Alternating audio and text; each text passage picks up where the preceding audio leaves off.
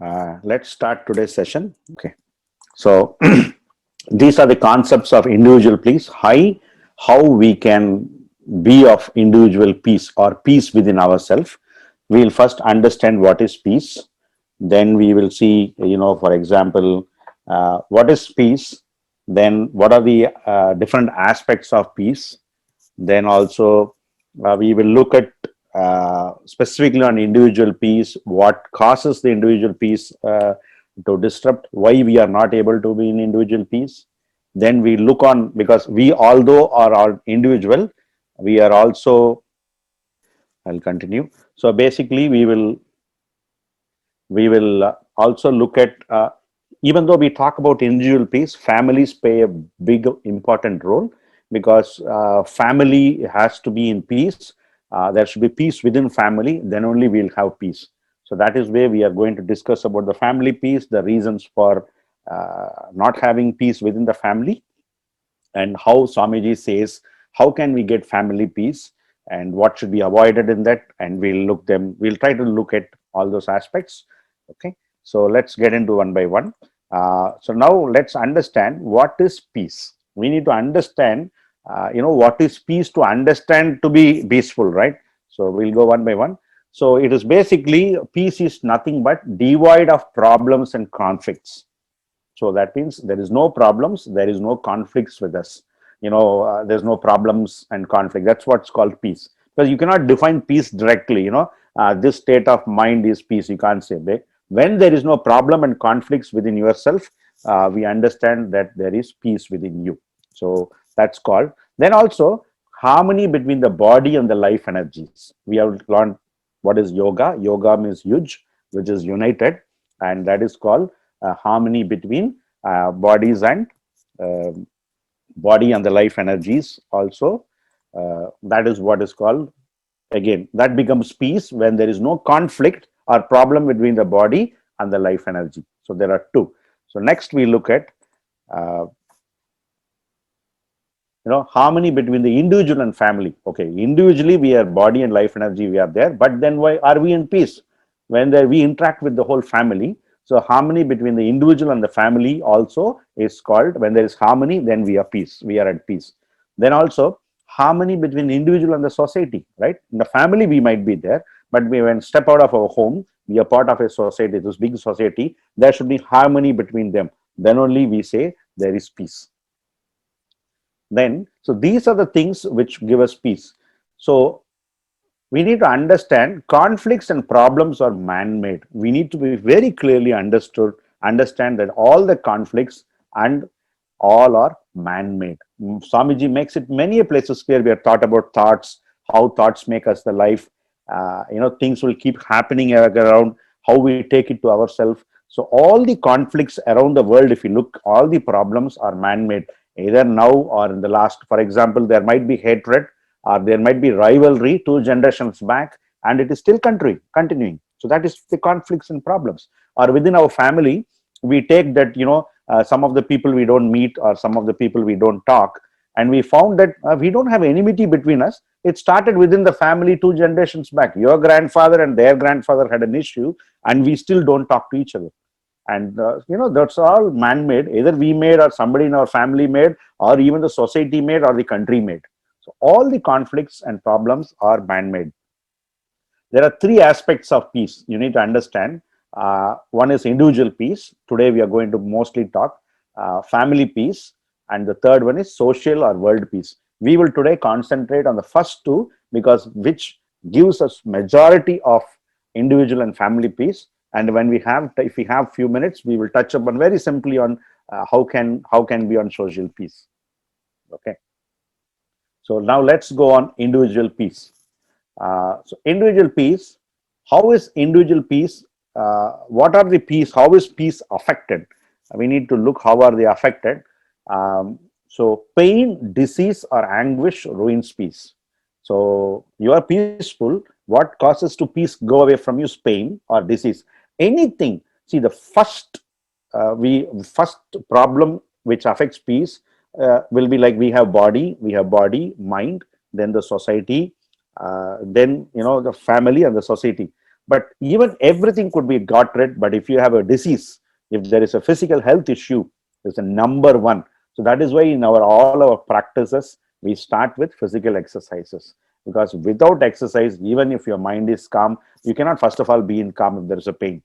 Suppose there is a pain in your body or there's a disease in your body and you're affected, you can't sit and meditate.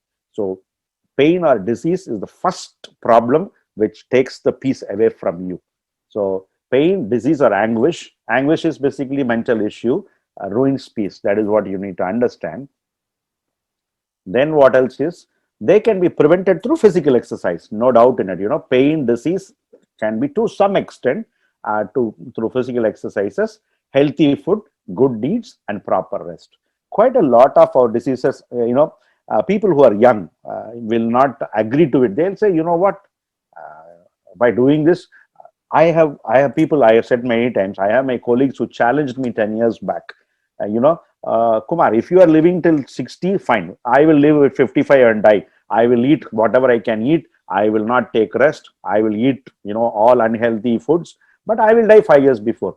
That is age of 30, 35. People can talk about it because we have a saying, when the blood is hot, things will move because there is a growth factor.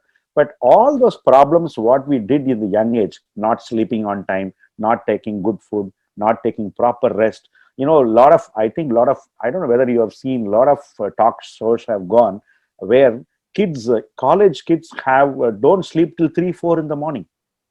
They all look good, but as time goes, when they grow old, 30 and 40, all those issues slowly crop up into different forms of issues, physical health issues. So this can be prevented by regular physical exercises, healthy food, good deeds, and proper rest.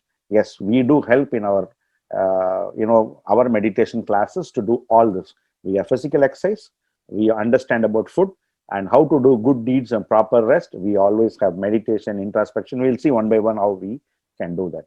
Then practice of meditation and introspection pave the way for inner peace. So once your physical healthy body you have, then meditation and introspection helps us to the way for inner peace. Inner peace is what we can be peaceful with, even if what anything happens. We cannot change many. Please understand that we cannot change many things happen around you. What is in your control, you can do, but many things you have to accept it. Those acceptances all will come through meditation and introspection. Then we will have inner peace within ourselves. What is meditation? Meditation is, what is meditation? Let's understand. Meditation is process of having awareness. When we do meditation, the frequency comes down slowly. When the mental frequency comes down, we are aware and we do exactly, we are control of our action and thoughts, and we don't become emotional and what you call drain our energy. So normally when you are emotional, we drain our energy, and that is why we get into problems. So it's basically by meditation, what we do is process of living in constant awareness. Actually, when we start meditation, we only do while meditating Agna, Duriyam, Duryatidam, or Panjendriyam. But as we practice more and more meditation, whenever you are wake up, you are always in constant awareness, either Agna or Duriyam. When you are in Agna at Duriyam, you will find your constant awareness. While driving, your awareness is on driving. When you are eating, your awareness is on what you are eating. When you are, when you're doing exercise, your awareness is on doing exercise. All these things, any work, when you're doing office work, when you're doing homework, or while we are doing cooking, the awareness is in the cooking. So all these things, this constant awareness comes when you regularly practice meditation always. Then also to exercise mastery over the senses. Where do we lose this awareness? That's the very important thing. We lose this awareness when we lose over our senses. We eat. Suppose I have a healthy eating habit. Today the idli was good. So you know that you eat only 4 idlis in the morning. Now suddenly, because of the sambar or the chutney is good, you end up eating 5 6 because you are losing the mastery of the senses. You are giving away to your sensory pleasure at that point of time without saying. The stomach is saying, hey, enough, it's enough now, 75% full, don't eat up to here, and when to come out, so stop. But you are not having mastery, that you lose to your senses. That's what you eat more, or you sleep more, or you don't sleep more, or you watch a TV, film, um, all, everything. You will actually lose mastery over the senses. When you do practice meditation, we exercise mastery over the senses, including thought. Even thoughts also, you become mastery over it. Oh, I want to buy a Mercedes Benz, I want to build one home, or I want to just lavishly spend on clothing. All these things are again coming from your thoughts, and those you can exercise mastery over those senses when you do regular meditation, and with due consideration regarding the well-being of the self and others. You will start doing well-being of self. First is self, then others also. You will think, how can I help, how can I not how can I help them in attaining their goals. And even if you're troubling others, first we will stop troubling others. Then that means we will not do any sin or any wrong, and then we'll start doing good to others. That's what, with due consideration regarding the well-being of the self and others. So this will come when we do regularly practice meditation. Then aim of serving the purpose of one birth. So then what comes is aim. What are the aim and purpose of purposing one birth? Is removing, getting rid of all our sins and attaining complete reaching God at the end of this life. So that's the aim and the purpose of our life. So when you do meditation, what happens is all these things, qualities slowly set in you. So this will help us be peaceful. That is what all our meditation does this. And in one of the books Swamiji has clearly read, meditation is like cleaning the vessels. You could ask, why should I meditate every day? Because when you do meditate every day, morning and evening and whenever possible, your awareness is there constantly, and even in regular, whenever you are awake, you can be. And it's also like cleaning the vessels. You will be using it. You might use it today or you might later use it, but you always want a vessel to be clean. Or like we take bath daily, right? Because some people have this question, why should I take bath? If you ask somebody, I didn't go outside, I'm fine. But still we have that habit of taking bath daily, cleaning our vessels, because when we use today or use later, but we want it to be clean for further use. And when we do meditate regularly only, we get slowly the sensory. These first 2 points are very, very important.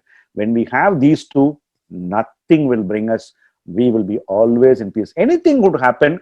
So that means, sir, if anything happens, how? No, you will react it, but you will accept it. You will not get bogged on, or you will not get what you call carried away in emotions in that problem. Anything comes to you, you will accept it, take it, and think. A couple of things. When you how do you accept and take it is, you think that this is by cause and effect theory, because I say, the Almighty, the divinity has know what to give it to me, what to come. So it's cause and effect. There's something happened in the past, so I'm going through this pain. If any pain comes, that's the question we ask. Why is this pain coming to you? You will start accepting it because of cause and effect theory, and start understanding, by my willpower, what can I change? Yes, I can do exercises, I can do meditation, I can do all a Kaya Kalpa, and I can start behaving good and get good deeds, so that I can take good things in my life and get rid of my sins. Then introspection. We said, physical exercise, we all know. That's why I didn't put slide on it. Introspection, we know the purpose is contemplating the body, mind, and the life energies, realizing one's faults and shortcomings. First of purpose of introspection is, how do we interact the body and mind and life energies? We all have a body. Sometimes there is a song in Tamil, but it roughly translates into,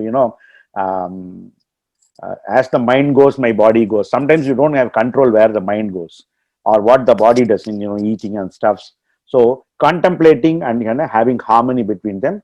The second important, very important one is realizing one's faults and shortcomings. This is very, very important purpose. Why do we do introspection? What is in problem in our thoughts? That's what we do, analysis of thoughts. Then we understand desires. What is desires? How do we moralize the desires? Then we do neutralization of anger. Then we finally come, eradication of worries. Then we understand, who am I?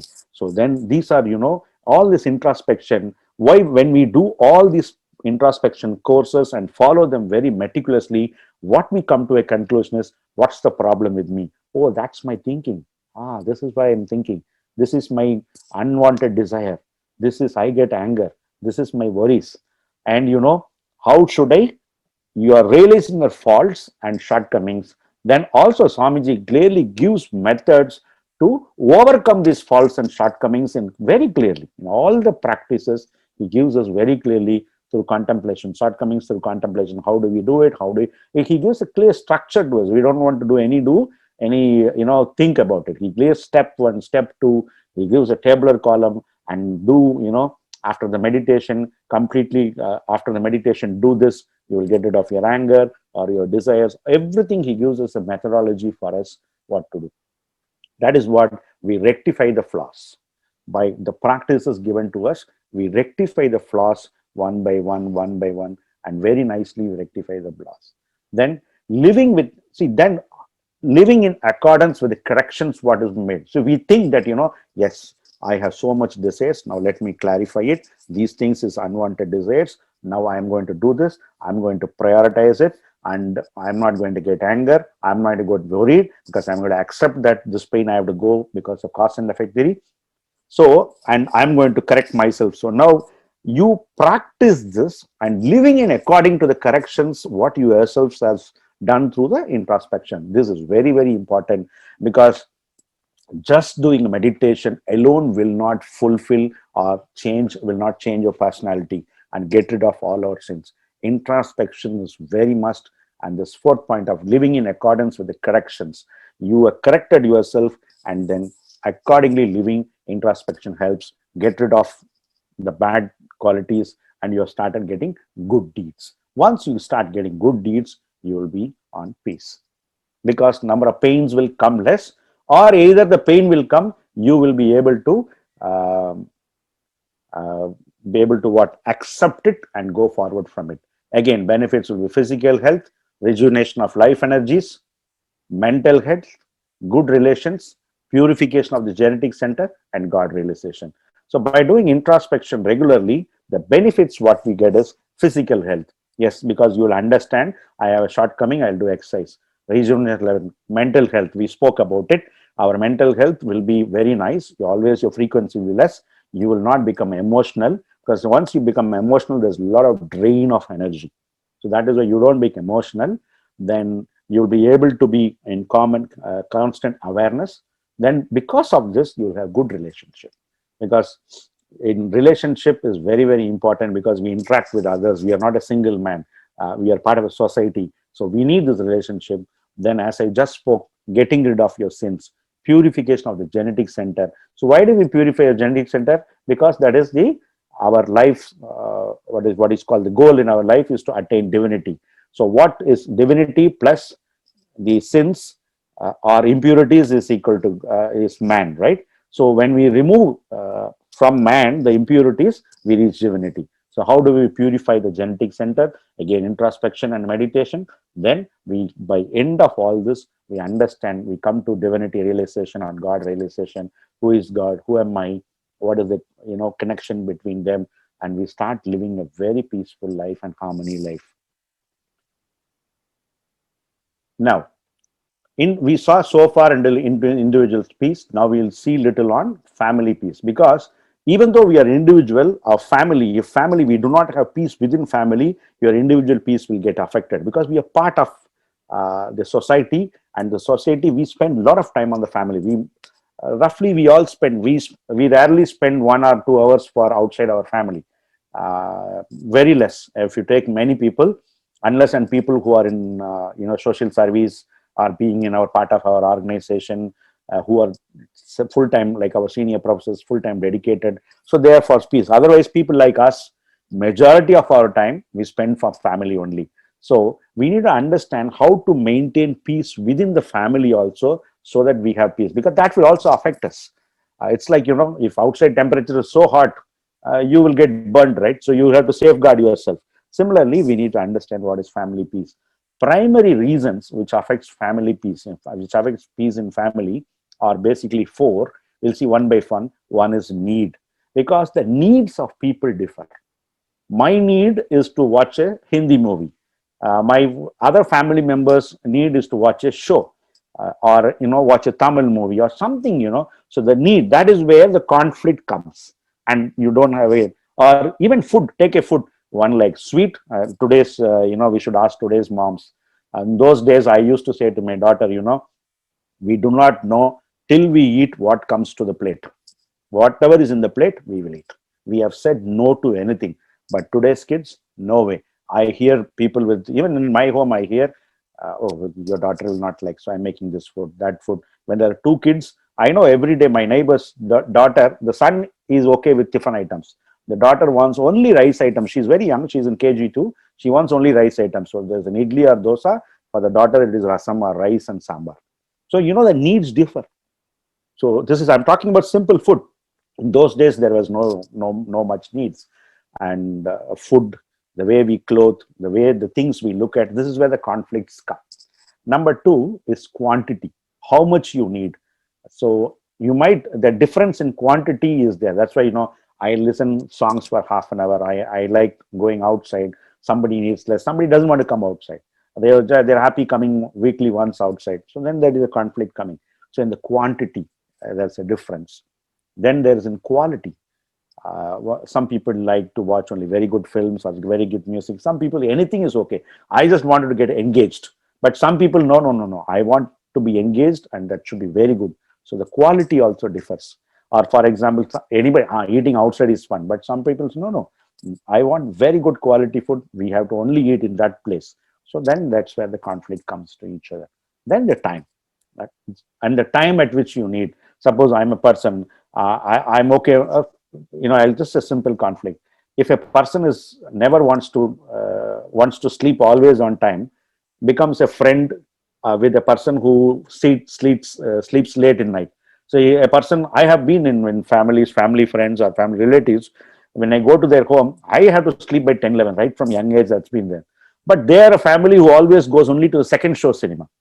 Starts at 10 o'clock, finish at 12:30 and come over. Like half the time I sleep in this cinema hall. They'll actually wake me up and bring me.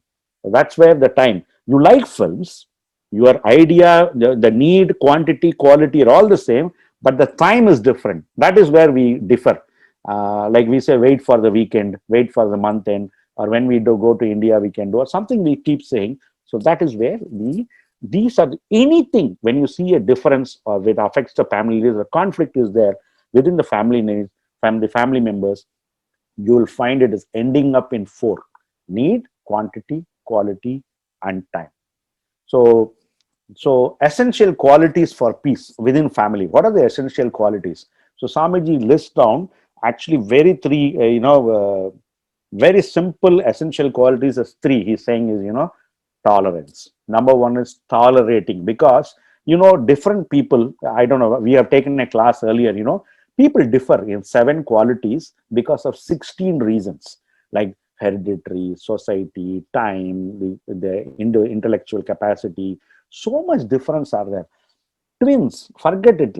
I have seen twins. I don't know how many have the opportunity have seen twins. I've been fortunate enough to be always been with the twins where am I living. Take it Abu Dhabi, take it Qatar. I have all, like here I have upstairs. My neighbor is a twins. In Abu Dhabi also there's a twin. So many twins I'm there. I've seen them. Same twins. They're not identical. Identical twins. One likes sweet, one likes the opposite. One hates sweet. One is like both are girls. I'm talking about if when a boy and a girl, then you can understand. Okay, the complete chromosomes are different, but both are girls, twins, and one likes to share everything with others. You give her a biscuit, she will go and give it to others. Ask, then she. The other one will try to hide. One is very friendly, or whomever she sees. Even if I call now after after 1 year, once in 6 months on video call, she will say, "Hi uncle, how are you?" And she will laugh. He will be so happy. The other one will run away from the video. Complete opposites of characters, even in twins. Then imagine in a family, like let's take husband and wife. We have born in a different culture, different place, different habits, different traditions, all change, and you're being 25 years to 30 years apart, then joined together. How do you expect to, like, a magic to happen? It's going to take some time, and to, it's again give and take. That's where tolerance comes in. You tolerate the other person within the family, or even this, at least to the society. You tolerate. That's very important. Then you do adjustment, right? Now you say like, okay, like for the example, I said, I'm not a late night. Okay, what can I do? Say one day I'll watch second show cinema. Okay, fine. I'll slowly that day, next day, maybe, okay, I will go on a Thursday or a Friday night. So that Saturday I'll manage it because I don't have an office. So so start doing small adjustments. Then slowly they might also say, okay, this guy doesn't like second show cinema. Let's go first show. They'll come. So it takes some time. So there's an adjustment. Even the taste of the food, like you don't like sweets, but they are making sweets in your home. So then you're forced to make. So because I've seen if you don't do that, they start avoiding. Oh, why should I cook for myself? You guys don't like it. You both in my home and coming, you both don't like it. Why should I cook? They start avoiding even the food they like the most because it's boring to make for one person, right? So start slowly adjusting it. Don't eat it, at least taste it, and then slowly you'll start liking it. There's no, it's like a medicine. Sometimes eat like a medicine. So there's no harm in making others happy. Eat like medicine we eat, and like in this corona time we had kabasara, couldn't eat this, that, put pepper, rasam, put neem leaves. We did so many things, right? Imagine like that. There's no harm in it for the happiness of others. So you start first tolerate it. First tolerate it, then start making some adjustments so that you are getting. Then sometimes you need to sacrifice. You may like the best thing, but you may not be able to do it. These are called sacrifices. So these things you have to let go something, you have to leave it, and those things you have to do. Uh, some food you don't want to buy at all, because if you buy, nobody likes. Okay, whenever I go to some hotel or whenever I go to my friend's home, if I eat it, I'll eat it. Or if I go back to India, I'll eat it. No, I'll not eat because it's worse. So sacrifice something, start sacrificing. So these are the essential qualities to be family peace or peace in school, college, office, anywhere you go in family, everything. If you have follow this tolerance, adjustment, and sacrifice, automatically you will have peace within your family. Take anything. I just gave example of foods, but even movies, watches, even taking for cloth. You like certain cloth, but some people says do it dark color clothes. For example, I don't like dark shirts, but if you wanted to, if people are having in, they want to wear always, in the family everybody wants to be in the same color, you need to end up taking t-shirts in different color. If you are having the concept of I will always wear white and light blue, no, the women have different colors, pink, red. So if you want to go in like a uniform, you will end up taking different shirts. So these are little adjustments and sacrifice. I'm giving little examples so that we know how we can get into the peace within the family. Then again, family peace to be avoided. And Swamiji clearly mentioned what you should avoid so that there is peace within family. Fault finding, finding fault in others, and two, commanding or overbearing attitudes. Either commanding or instead of commanding, sometimes Swamiji uses this word overbearing attitude. That means you, what do you call, you dominate others. You're not commanding, but dominating others. Commanding is, hey, do this, do that. But the other one is like being an elder person or something. You always say you're a little dominant. So that becomes overbearing activities. You have to basically give equal rights to others, give them to be heard, let them talk, let them say whatever they want. Then don't expect too much. This is where we all fail. We expect. Expectations is the biggest issue. Do not expect that somebody will do this work for you, leaving their work. Somebody will do this, somebody will write this, somebody will bring you this. All these things, your expectations within the family, outside the family, or my son will get 100% marks in maths, physics, those things. Or my husband will come on time, my wife will be ready when I get to, or whenever they will get ready on time when I give a time to go to some place. All these things, it's your expectation. You see, don't expect, see how can you help it to meet the goals of everybody. Expectations are the number one issues in the family. We all expect something others. So while many things we don't do ourselves, but we expect from others. That is the biggest problem. So what gets you family peace is love, Unity and trust should prevail between members. We should love each other. Unity and trust. Trust is very, very important. It's all, united we stand, divided we fall. That's for unity. As long as we are all united, nobody can touch us. Again, love, which keeps us is towards love within the family members, unconditional love. This is not conditional. I give you two, so give me two. Oh, I supported you, you give me support. No, that's not, that is conditional love. Unconditional love, unity, and most importantly, trust between the family members. Trust. Even if in office, only if you have a trust people you can work with very in harmony. Anybody, if you don't trust, you cannot have a good relationship that way, because you always have the doubt that will stop you, build a barrier wall between you and that person. So always have trust within the family members, you will find peace.